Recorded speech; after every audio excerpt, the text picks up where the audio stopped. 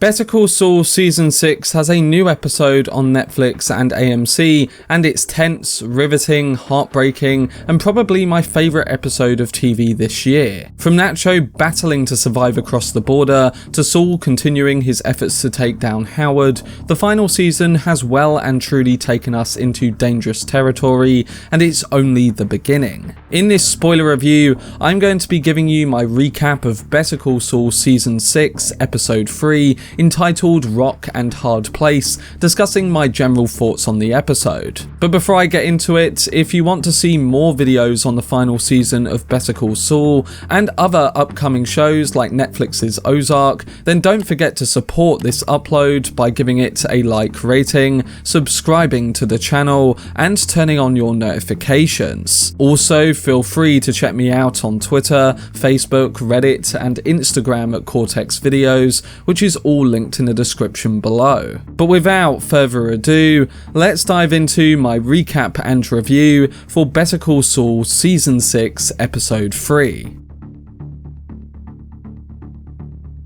So our suspicions about Nacho biting the dust this season were proven right, but like much of the shocking moments that the Breaking Bad universe puts on screen, there's much more emotional and impactful qualities to them that separate it from many shows on television. The episode titled Rock and Hard Place is one that may go down as one of the best in history, with genius writing, excellent cinematography, and standout moments. But what makes this all tick is the performance of Michael Mando's Nacho Varga, who dies, but like Walter White, he goes out his own way with his humanity ever present. Throughout the show, he definitely could have had more screen time, but what we got was an interesting arc that made him a captivating contrast to that of Jimmy McGill. Whether it be his dedication to his family, his changing loyalties, or that his relationship with Mike reflects a certain mirror on that of Jesse Pinkman in Breaking Bad.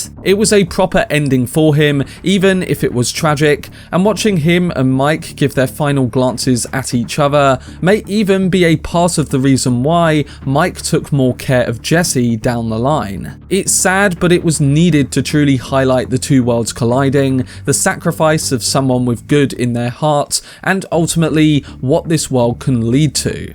Coming to the recap of this episode, we start with a cold open involving a long shot of camera movement around a desert bush. The camera moves to focus on a blue flower and then eventually on a piece of broken glass as it's hit by rainwater from an arriving storm. It's a very striking image that becomes the metaphor for this episode, and that is something I will get more into towards the end. But we cut to a very tense scene with Nacho, who apparently escaped the attack by the twins last week, and while he is almost caught by them on the side of a road, he finds a way to hide in an oil tank, submerge in the oil, and not be picked up by the Salamancas. After just escaping them, he travels to a nearby service station, and a man who works there could just reject him and hide in fear, but instead he offers him a cloth to help clean off and his phone for him to use. This brings us to a heartbreaking scene that pretty much tells us that this is Nacho's last stand. He calls his father just to hear his voice, even though he gets a traditional response from him in taking this to the police. But we know Nacho knows that he's in way too deep,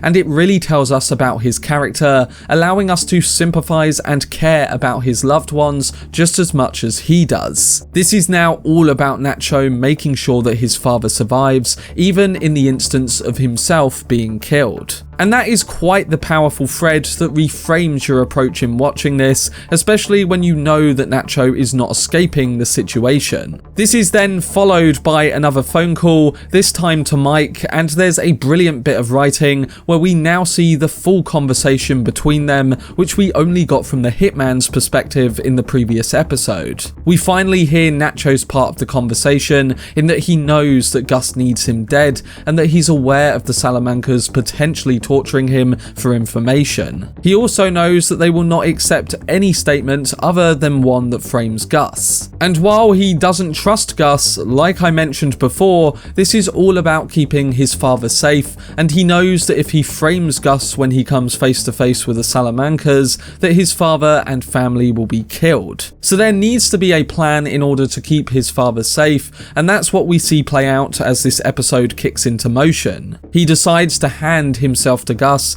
and in result, his father's safety will be overseen. And later in the episode, once Nacho gets taken back to the States, he meets with Mike in a dark chamber, with him unbolting the flooring to reveal Nacho in hiding. It's very symbolic of someone being buried, again symbolizing the idea that yes, Nacho is going to die, but he's also going to rise for one final stand. And that reflects to the opening shot too, with a flower growing in the spot where he does eventually die. But coming back to the scene, he gets his final meal during a one-on-one moment with Mike. Mike, of course, has a more human element to his character, and this is ultimately what separates him from Gus, who could easily kill Nacho's father if the right motive called for it. But now they know what they have to do, and when the order comes that Nacho needs to look beaten up for a meeting to take place between them all and the Salamancas, it's Mike himself who takes the responsibility to beat him up with the help of some alcohol. It's a perfect moment between them that again reinforces that Mike does care about him, and it reshapes why he's the way he is towards Jesse in Breaking Bad. And before Mike is finally dropped off at a point in the desert to watch the undertakings with a sniper, both him and Nacho share a final look at each other, highlighting that the hitman is the last person with a degree of humanity that he will see. It's been a great ride between them, and Nacho is now off to say his final words. But before we get to that impactful final scene, there's of course the other half of this episode that brings us back to Jimmy and Kim's developing plan to frame Howard as a drug abuser. In this episode, they are in the process of stealing Howard's car, and they bring in Huel to pickpocket Howard's car valet and then create a copy of them with his car keys. Kim likes Jimmy's plan, and it's just another suggestion that she's on her way to becoming as or more criminal than our main character. And this is even more evident during a conversation with the assistant district attorney Erickson, who tries to push her into convicting Jimmy to talk about his supposedly killed client, Lalo Salamanca. It's all in aim to defeat the cartel that's still in Albuquerque, New Mexico, and the attorney believes that Kim can do the right thing. But this is of course completely wrong, because Kim is going further into darkness, even more so than her partner. Later in the day, she brings up this conversation to Jimmy and asks him straight, do you want to be a friend of the cartel, or do you want to be a rat? It's the question that completely frames this episode's events, and it's one that is going to be primal come the end of Better Call Saul. The contrast of that idea between Nacho and Jimmy in this episode is quite the telling one, and it's only a matter of time before more people are put in danger, whatever the answer to that question is. But while Nacho goes out with a bang and we see more of the humanity towards the people he cares about, Kim seems to be highlighting that you can't go back. Instead, you have to continue and not be the rat they catch. She does tell him that he should do whatever he wants, but Jimmy is the person who took the cartel's money in the first place. He's not going to help the attorney. That brings up questions though. Has Jimmy reached the path of Saul Goodman yet? And once Jimmy fully becomes the Saul we know, will there be anything left that Kim connects to? Jimmy's brief conversation with Huel also goes into this very idea, with Huel wondering why they, as actual lawyers, are getting involved in issues like this. Jimmy states that there are people whose lives are going to be way better because of what they are doing, but soon there will be consequences, and contrastly, Nacho's end perfectly reflects that too. Coming back to the end of this episode with Nacho, it's time we discuss the brilliant final scene that plays out. Nacho has had many tough decisions throughout the course of Better Call Saul, with him not really having a choice when it comes down to them. But he always finds a way to deliver, and this time, while he dies, he goes beyond that. Juan Bolsa frames the scene by telling Nacho that today you are going to die, but there are good deaths and there are bad deaths. And while they both situate on different sides of the pond, Nacho has a good death where he goes down on his own terms rather than one carried out by Gus or the Salamancas. And that's essentially what the episode title means. Nacho could never escape no matter the outcome of the operation that was carried out to kill Lalo. The suspicion towards Gus would have always been there, so Nacho's final straw was in the act of clearing Gus's name and saving his father. It's unexpected in the sense that Nacho clears his name, yet so fulfilling that he saves his father doing so.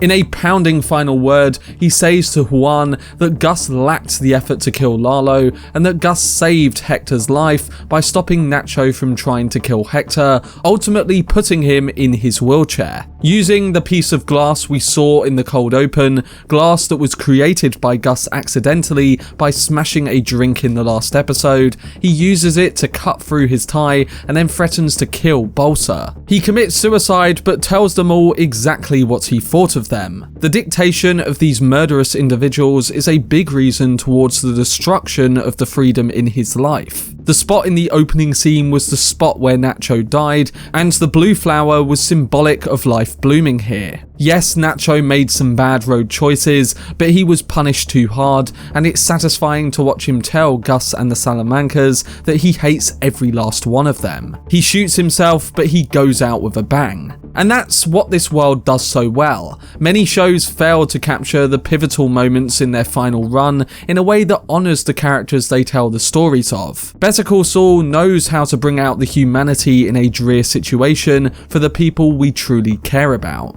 So Better Call Saul Season 6 Episode 3 is my favourite episode of television this year, and it's only the beginning. Gordon Smith has to be praised for the wonderful job he did here, both in writing and directing this episode, giving us a striking end to one of the show's beloved characters. And in television history, the Breaking Bad universe has consistently delivered with its primal deaths. Whether it be Walter White's eventful end in the final season of Breaking Bad, the fall of Gus, or Hank Schrader's death at the hands of the neo-Nazis in Ozymandias. Better Call Saul has finally reached the territory of that show, both in quality and certain thematic context, and now it has delivered a death that is all meaningful, shocking, and heartbreaking. Nacho's end is unforgettable, and in my opinion, Michael Mando should get an Emmy nomination for his performance here, delivering one that is the best of the season so far. He went out his own way like that of Walter White,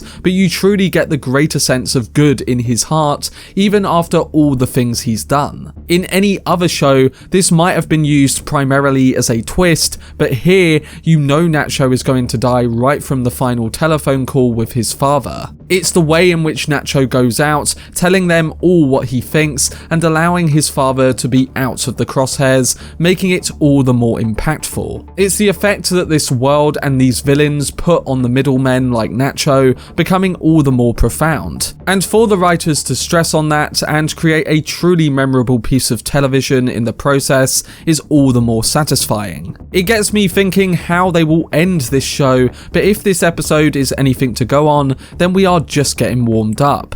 We still have questions, of course, like where's Lalo, and when is he going to show up and ruin Nacho's statement by producing the proof he talks about at the end of the first episode? And how will Nacho's death and what's to come link into Saul's mention of him and Lalo in Breaking Bad? We are yet to find out the full answers to many questions, but this episode clearly sets those elements in motion, with many developments still on the way in the final season.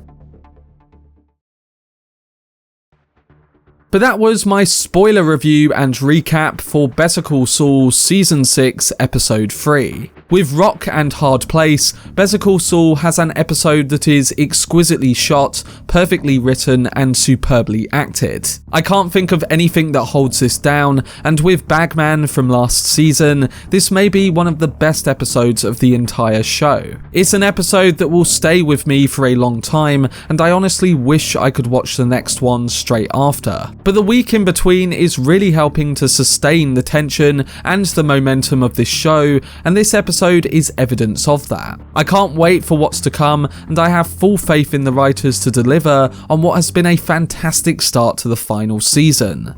I'm giving Season 6, Episode 3 of Better Call Saul a rating of 10 out of 10. But to those who have already seen the episode, what are your thoughts on all the events that went down, and what do you think will happen in Episode 4? Let me know down below in the comment section.